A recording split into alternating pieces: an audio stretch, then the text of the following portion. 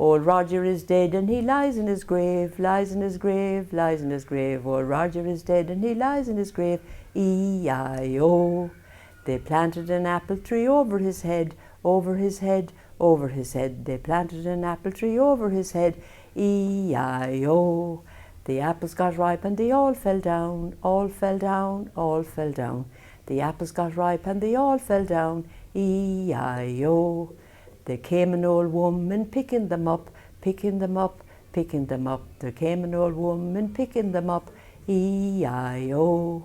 Old Roger got up and he gave her a thump, gave her a thump, gave her a thump. Old Roger got up and he gave her a thump, E-I-O. And at that point, when Roger got up from the grave, everybody screamed and ran away so they didn't get a thump.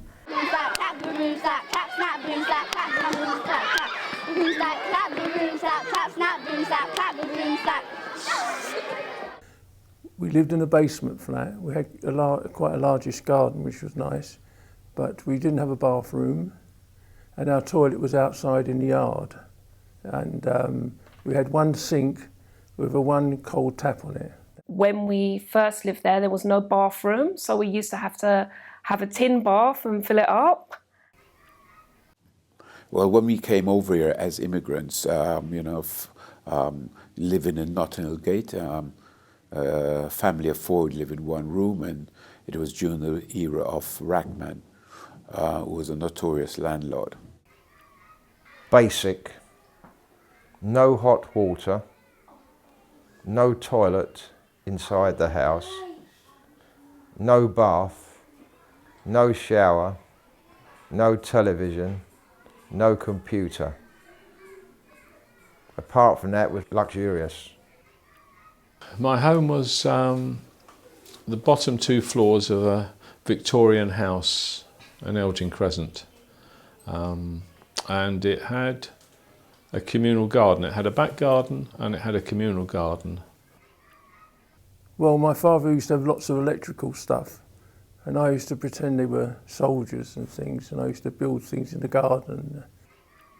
I always imagined I was a captain of a submarine and taking it down, especially when I go to bed at night. I cover up and I think imagine I would have been in a submarine going down the depths. Yeah. I made a wooden submarine once, which that wasn't very successful. That kept sinking. We liked playing shops because we used to pick up old bits of rubbish, sometimes even pure rubbish, but we would sell it, and that was our little shop. That was our shop. And for money we used bits of broken glass. Peg dolls that we used to sometimes make. It's a special kind of peg they use for clothing, but it's like a straight thing with a piece of wool with a split up it, and looks like it's got a head on the top. And you used to put clothes over it, cut a hole and put clothes over it and elastic. We used to improvise and make our own toys. So I used to make kites and bow and arrows. There was always a competition for the Omo boxes. Omo was a washing powder, but Omo boxes were the biggest cardboard boxes of all. So there was competition because with an Omo box, you could turn it into a pirate ship, or you could turn it into a house. Because we didn't have TV, we were very keen on certain radio programmes, and when these particular programmes came on, we would often sit in front of the radio, looking and listening intently, as though we were actually watching the TV. But it meant you had to use your imagination as to what these people looked like, because you had it only in sound. In my house now, on Sundays, we just allowed to listen to Jim Reeves, and I used to sing over his record. We sang, "Come closer to me, so I can see heaven in your eyes," songs like that. And I want to be loved by you and nobody else but you. Yeah, rock and roll was just coming in, but these were the songs I used to sing over as a kid. We used to have a thing called the Blues Spot radiogram, and when they were out, I used to play a lot of music. This was when I was about 12, 13, but turned the volume up high, and the neighbors would complain. and I did get in trouble. I had a thick ear. Two. If you do a 6, you should really have a 1, 2.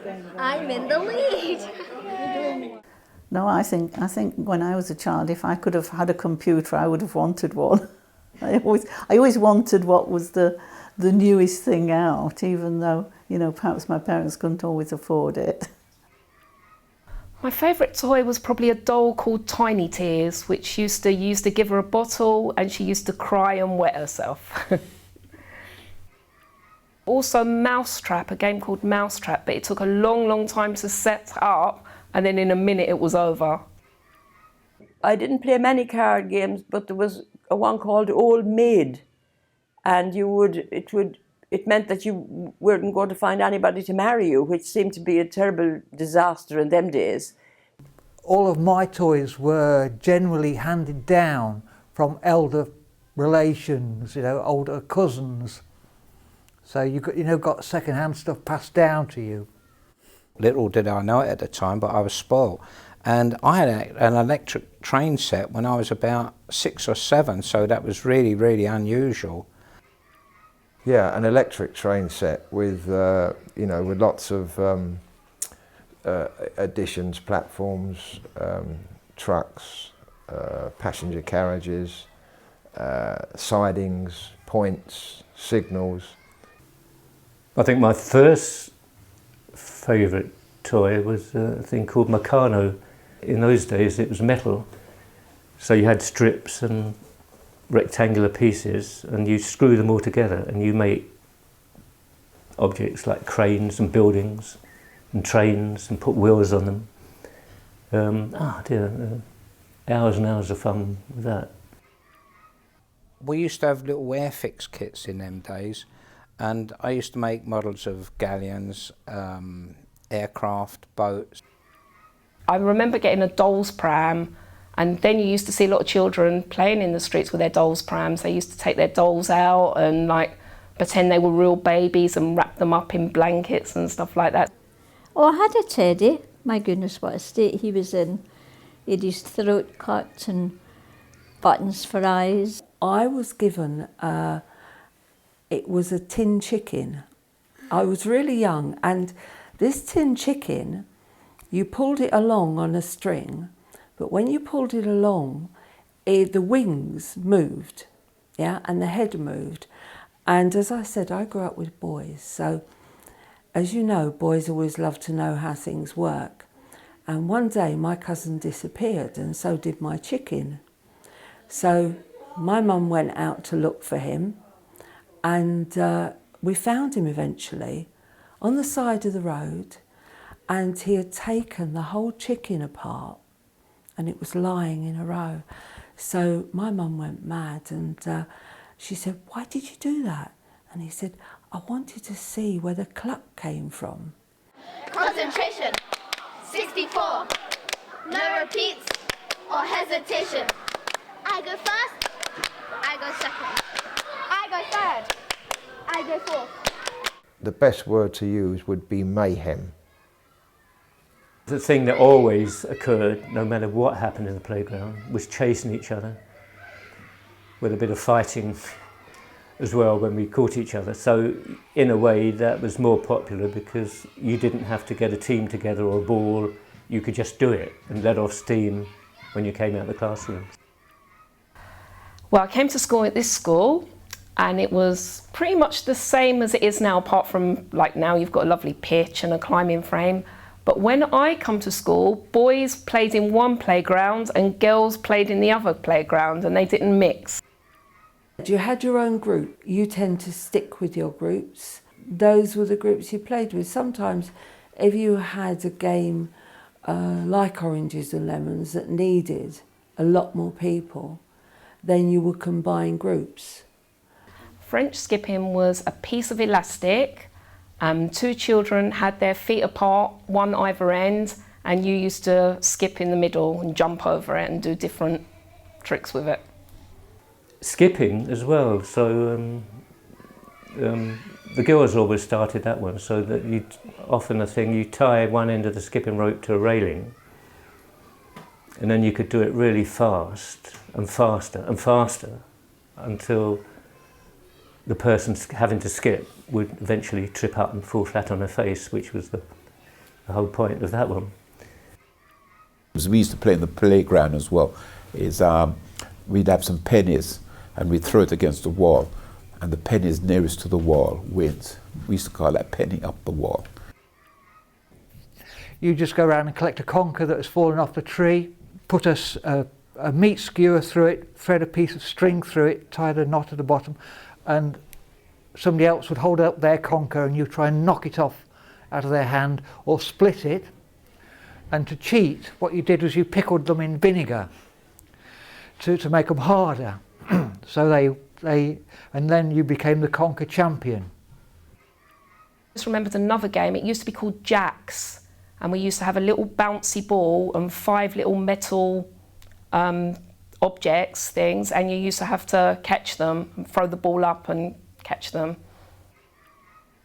And we used to play marbles on the drain covers because they had little dents in them and little alleyways in the drain cover, so we played marbles in that. A singing game would be this one called The Big Ship Sails Through the Alley Alley-oo, the Alley Alley-oo, the Alley Alley-oo, the big ship sails through the Alley Alley-oo on the last day of September.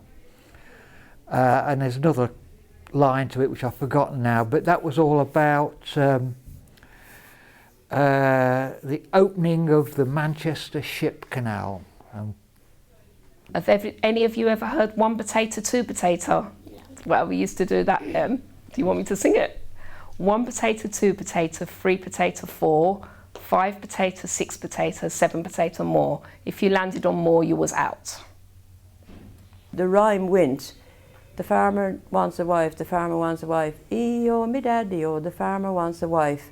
And then, oh yeah, we would circle around and the farmer would be in the middle. The farmer would pick out somebody, so everybody would go around again and then sing, the farmer wants a wife. Then a wife wants a child, the wife wants a child, E-oh, me daddy-oh, the wife wants a child. So then they would pick somebody else who was going to be the child. And it went on like that until you had a farmer and a wife and several children and a horse and all sorts of things. So it got until everybody had a role to play.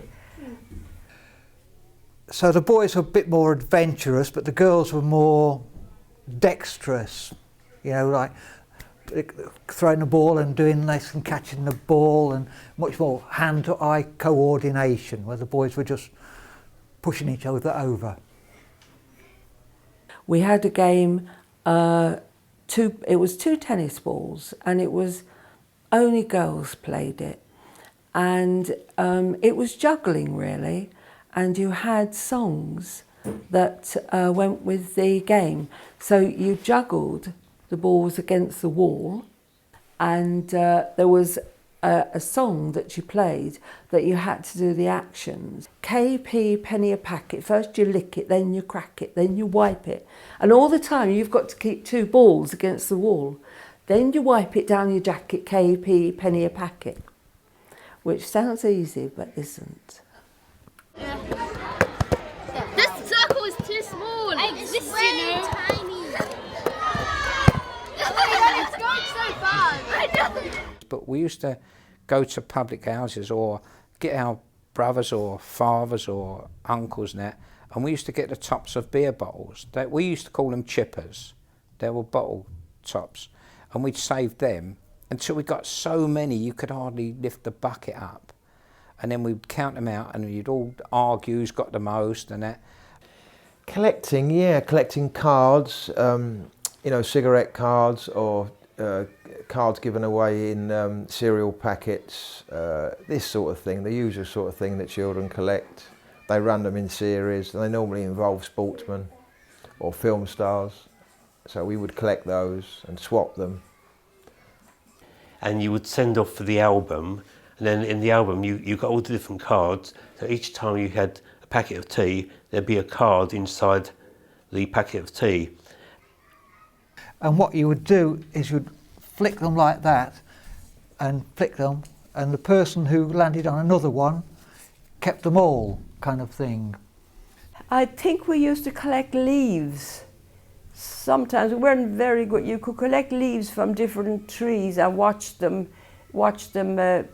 fade away, you know, in the autumn time and that. Double, double this, double, double that, that, double this, double that, double, double this, that.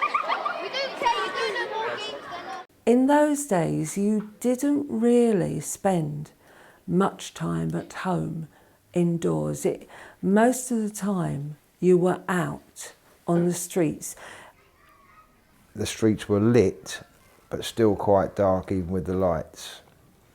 They were fairly, I say, yeah, dirt grubby would be a good word. And during the war, all the railings had been removed from the front of the houses and they'd never been replaced. So things looked a bit run down, seedy. Most of my friends come from very poor homes, and so they didn't want to go in, and they'd be playing street games till 9, 10, 11 o'clock at night. This area, you know, don't forget you had Moseley and you had the Teddy Boys. I was sort of grown up in the riots, you know. That's why there was a curfew on me at 9 o'clock, and the Teddy Boys were a rebellious lot who didn't like to see people of colour at the time. But I was a kid at the time, and at times was very terrifying. And sometimes as a kid you had to run for your life or stand your ground and protect yourself. When our parents weren't working, often they would sit out on the front steps with a cup of tea and talk to neighbours, etc. A lot of adults used to just like check out for their children by sitting at the window and just keep poking their heads out every now and then. We all played together. Of course, sometimes there was arguments with children and that, but it was a safe place to play out because everyone looked out for everyone else. There was less traffic. We didn't have television.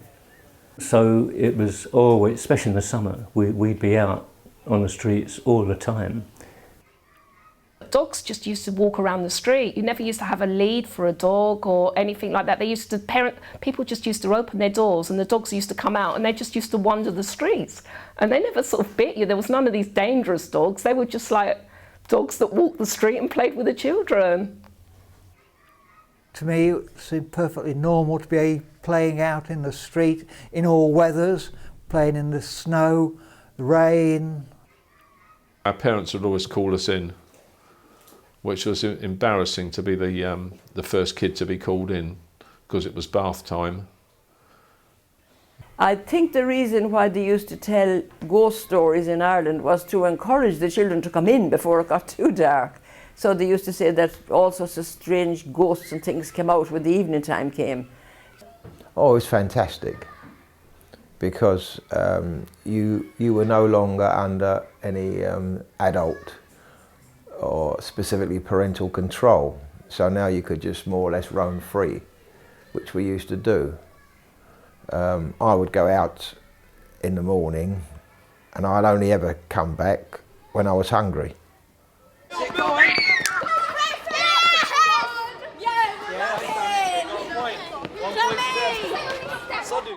Well, we played lots of games, but mainly because I live in a building where there was lots of cousins and things. We used to play things like skipping, tin can alley, as we used to call it, had. We used to get an old sheet and hold the four corners and jump off, and it was like a parachute. I mean, you didn't hurt yourself, but well, you did sometimes. And you imagined you was a parachute jumper. Well, one of our favourite games was Cowboys and Indians.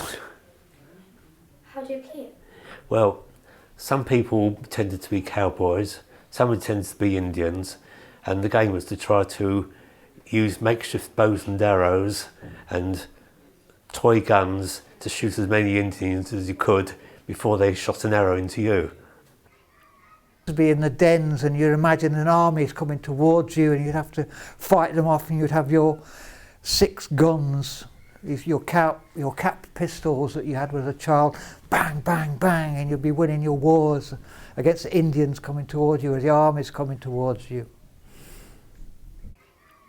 You know, we used to fire bangers out of old guns. You know, put the banger in the gun and point it, and it would at somebody. In the summer it was cricket. We'd use an old orange box or a box that used to carry the beer in. That was the wicket. We'd have an old piece of wood. We didn't have cricket bats, we couldn't afford that. And we used tennis balls. In those days, the lamppost used to have a bar coming out where the fellow who had to come round and light the lamps, because they were gas, used to put his ladder up against. And we used to use that, and we used to tie a rope on that and an old tyre and make a swing round the lamppost. We used to do that. But sometimes your friends would swing you really hard so that you couldn't stop you and you'd end up bashing into the lamppost, you know. We used to play hide and seek because where I lived, there were lots of basements, yeah? And sometimes we used to go and hide down in the basements. We would play a game where it was like a small miniature cricket wicket, and you'd have two teams and you'd throw the ball at the wicket to disperse the boughs and the wicket itself, and the other team would pick up the tennis ball and you'd have to try to rearrange the wicket as it originally was. And of course the other team that had the tennis ball, they'd throw it as hard as possible at you, hoping that it would hit you, because if it hit you before you put the wicket up, you was out the game. We had roller skates, but they weren't like the skates you have now.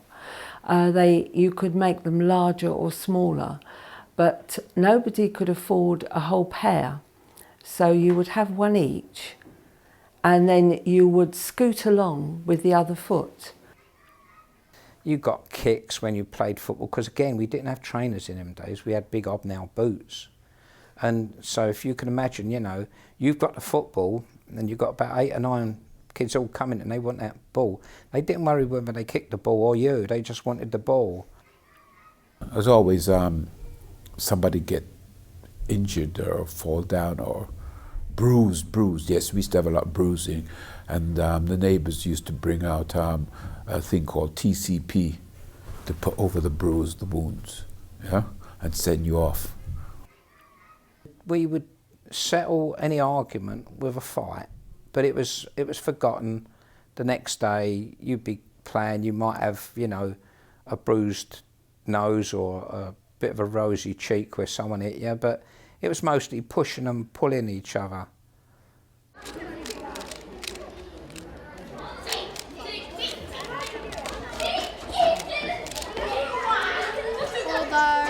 Because in those days, not many people had bells. They used to have the knocker, yeah, which is most stores perhaps still got. And we'd tie a piece of cotton onto the knocker and take it round the corner and pull it, and the people would come out to see, and there was no one there. They'd go back and we'd do it again. And then they would catch on after a while. And you would be horrible. You would tie tin cans to the front of their door, so when they opened, made a horrendous noise. And one time I fired a potato gun at somebody, which I shouldn't have done. I fired it at somebody in the car, and then he chased me and my cousin for at least half an hour. He got out the car and chased us for about half an hour. He didn't give up and caught us and gave us a good walloping. When we used to go to the pictures in Portobello Road, we did try to steal an apple or something like that, or go in the gutter where all the old specky fruit and veg was, because we'd take that in the cinema, and we used to, if the film, because it was always breaking down it was an old cinema, when it broke down, when the manager come on to apologise and say they were fixing it, then you'd have like 100 kids or something all throwing specky vegetable and tomatoes and things like that at him. My sister and I were walking Saturday afternoon along Portobello Road, and there was a shoe shop on the corner of Portobello and Lancaster. Lillian Skinner's, I think it was called, and it was a very hot afternoon, and the door was wide open. And we'd picked up some old tomatoes that the stall had chucked to the side, and we threw those into the door of the shoe shop and ran. What we used to do when we used to come out of school, we'd make sure we missed the school bus to take us home, and then we'd go over on the railway lines, and what we would do, we'd put I don't know if you've ever seen the little bits of granite between the sleepers. Well, when the trains would go past, we'd put one of them on there and then we'd duck down, because it was like a shell coming off. When the train hit it, it would just come off, and if it hit you, it would have killed you. We were always being told by people at one end, the people who lived at one end, to go and play down your own end. There was one person who was continually doing that, and we felt rather upset about that. So I decided to get revenge. I remember that, and the bangers that I was talking about, getting a couple of those and taping them to this person's French window at night, and lighting the touch paper and running away. And of course we were out a safe distance, and they went off and broke the window. I suppose that was rather a wicked thing to do. He deserved it. He definitely deserved it. Armella, Superstella, big boys, crazy girls. Armella, Superstella, big boys, crazy girls, statue. The biggest incident on our street was when the bomb dropped, and 21 people were killed. And the thing was, for children, we were out there the next morning, and there was all like sweets, cigarettes, things like that all over the place because it had been bombed, and we were picking them up, taking cigarettes for our parents and sweets for ourselves. There were so many houses and buildings that had been destroyed during the war that we would play in them, and they were like big adventure playgrounds, and we'd build barricades up. And again, I'm not saying it was the right thing to do, but we'd have one team, one end, perhaps from another block of flats, and our block of flats where I lived with kids that lived in the street, they'd take sides, and then we'd just have a war, like throwing half a brick at each other or a bit of slate or something. And it invariably ended when someone was screaming and their blood would be pouring from their head or something like that, and they'd be running home to tell their big brother to come and beat you up, and you'd all run away, and that would be the end of that game. Because after the war, nobody had that much money to rebuild it, so they were left for quite a long time. I suppose adults would climb over it and go over it and take away what they found valuable, like scrap metal and so on, but that left a lot for us. And there was nobody really to tell us to get off it, or if they did, we go straight back again. On old houses, they have laths and plaster. These are long sticks that are on the wall, and they put the plaster on top. And we used to get these out of bombed houses, and we used to use them as swords, and we sword fence a lot and play things like that. The game we had was finding shrapnel, and that was from the bombs, the metal that had exploded. You had small parts of the bombs, and it was a competition. Who had the best shrapnel? Who had the most? People used to throw the rubbish, especially household things, you know. And before the ragabone man comes and pick it up, I used to go on the bomb site and you'd find disused prams. And as a kid, we used to use the wheels off the pram to make go-karts, improvised go-karts.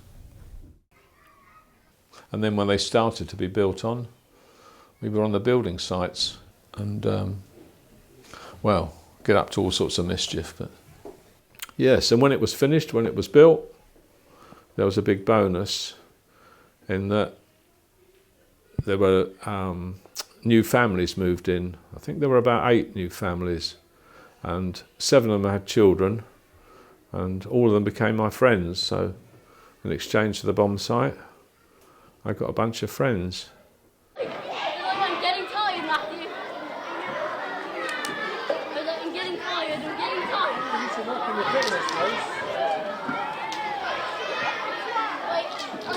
Do you know what a chaise longue is? It's like a long settee, and at one end it goes up. And we got pram wheels, and we fixed it with pram wheels on it, and we used to come down St John's Hill on it. And then things called soapboxes when I was about 10. These were wooden carts with wheels on, usually ball bearing wheels, but I was lucky to get some old pram wheels and string to steer it. So you'd be pushed uphill and then push and then come down the hill. That was quite a rage. We all had those. And in 1953, the coronation happened, and there was a big event in this area around Portobello Road. And one of the events was a soapbox derby. So all of us that had soapboxes, we all had hill races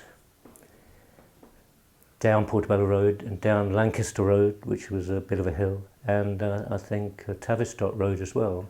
So that was really good fun.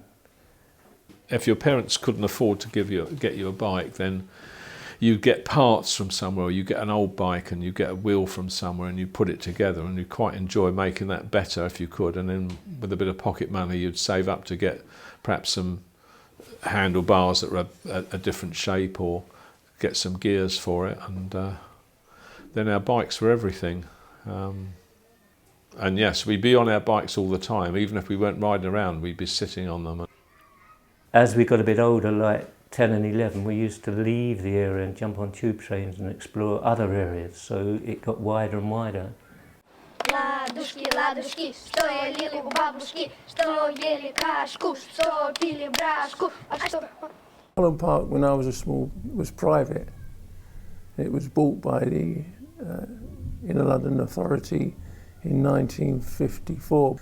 And during the war, the main Holland House got bombed. So there was no one near in the house, and there was a keeper's cottage down one end of the park. But we used to go out there and scrump. We used to do what they call scrumping. I think one of the memorable times I got caught by the keeper. That was a memorable time. He punched me, yeah. And Danny was sorry he punched me, and he let me go. Yeah. I used to go a lot to Kensington Gardens, the round pond. That was nice. Used to have a boat that used to sail on there. It's only a tiny pond, really, in the scheme of things, but as a kid it seemed huge. I used to catch fish there, but these fish were only about that time. Sticklebacks. Used to bring them home in a jar. And I think about it now, I wonder why we ever did that. I don't know what we're going to do with them. We used to leave them in a bowl, and the following morning they would be dead. So, I mean, one of the other things people used to do is to play along the canal, and sometimes swim in the canal. Though don't usually you're quite dirty, but yeah. In the winter when it froze, we'd walk across the canal until someone went up to their waist, and then we thought, right, it's a little bit too thin, so we'd come back. A lot of swimming in Lancaster Road swimming pool, baths, and again when about 9 and 10 we used to go up to the Serpentine, Lido, we called it the Serps in the summer. Used to jump on a 52. Most of my time was spent with my friends out in the garden playing outside, and we were quite possessive of our garden because it was a private garden, and kids from other gardens used to try and get into our garden, climb over the high fences at either end. So we'd like to chase them out of our garden, but some of them were quite a bit bigger than us. Well, one way we used to do it was, then I would think up these mischievous things. We used to get tar from when they were repairing the roads. The tar used to come in these big round chunks of tar. We put the saucepan on the top and boiled the tar, and then we would get a stick and we'd stick it in the tar, and the tar would stick to it, and then we put it in another container of water and then back in the tar until it became a big blob of tar on a stick, like a club. And then from these building sites we'd steal nails and we'd stick them so the pointy end was out, so all these nails were sticking out of these clubs. Looked really vicious, and we'd go screaming like banshees chasing these kids over the fence and out. Yeah. High-low, chick-a-low, chick-a-low, high-low, high-low, chick-a-low, chick-a-low, high-low, high... Oh. Okay. Then we used to have an enormous bonfire in the street, enormous. And everybody that had anything to get rid of, any rubbish, it would all go on that bonfire. It could be 10, 12 feet high, enormous. They'd light the bonfire in the middle of the street, and everybody would get round and let off their fireworks, because it was so that they were so big, the fires, and it got so hot they melted the tarmac underneath. They melted the tarmac on the road, and at the end of every bonfire night, the fire engines used to have to come round at some time and put the fires out. And then the next day, at some stage, they have to come and repair the road. A penny for the guy we would ask for, and then we would get some money, and of course we'd spend it on fireworks, and that's the way it all fitted together. In those days it was quite easy to buy fireworks, even children could buy them. And we could buy things called Roman candles, which used to fire out flames or balls, and you could hold them. And another thing that was really popular was bangers. You light them and leave them and they just go bang, of course, but we did more than that. We would hold them and throw them at each other, which it seems really bad now, doesn't it? But it was quite normal for us to do things like that.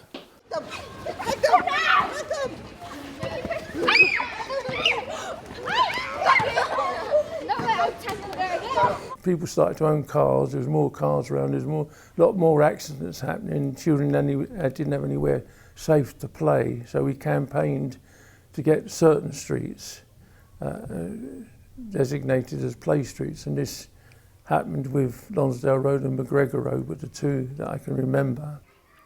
It's a street where there are rows of houses on each side, but they used to have the I'd say the council used to have it, and it says Play Street now still, and it used to be somewhere where you could go, where the street was closed off. Power Square was private, and the only thing on it was a goat, and it was owned privately. And we campaigned to get it opened for the public, for us people to use. We had an organisation called the People's Association. We used to meet in All Saints Church Hall. But then there was a big march from Portobello Road up there, several hundred people. And when they get there, they started to shake the fencing. And when they started shaking the fencing, all the fencing fell down. So everybody just went into the gardens and claimed, and police didn't do anything, they couldn't do anything. And arising from that, the council agreed to buy it and take it and open it to the public. And that happened also in Colville Square, there's one nearest to Portobello Road, that one's open now.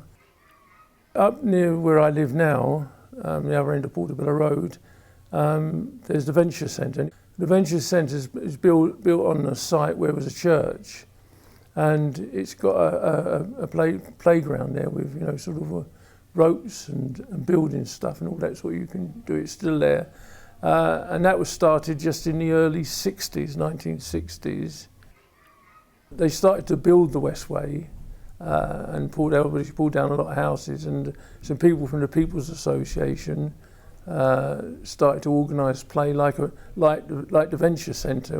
What they'd done is there was lots of materials around, but they provided saws and hammers and nails and things so they could build things. Nowadays, nobody allows their children out because everybody is a bit nervous to allow their children out, it seems. And children are at home on their iPad, as you know. I'm happy the way my childhood was anyway. Nice to look back on that and smile and think, yeah, that was good. I regret having done that. I got rid of too many things, including this blue bunny, which my real father had given me, which I had until I was about 20. And I thought, I'm too grown up for that now, which was, I wasn't at all really. I should have kept that. Christmas card, lollipop, pull the train, fly to Spain, back again. Johnny got shot by the UFO. Johnny got shot by the UFO. Mella, Superstella, big boys, crazy girls. Mella, Superstella, big boys, crazy girls, statue. Pepetto, zitto, mano, pepetto, zitto, mano, zitto, pepetto, zitto, mano, pepetto, zitto, Pepetto, zitto, mano, pepetto, zitto, mano, zitto, pepetto, zitto, mano, pepetto, zitto, pepetto, zitto, mano, pepetto, zitto, mano, zitto, pepetto, zitto, mano, pepetto, zitto. No, no, Spanish. Spanish. No, Spanish, okay. Pepetto, zitto, mano, pepetto, zitto, mano.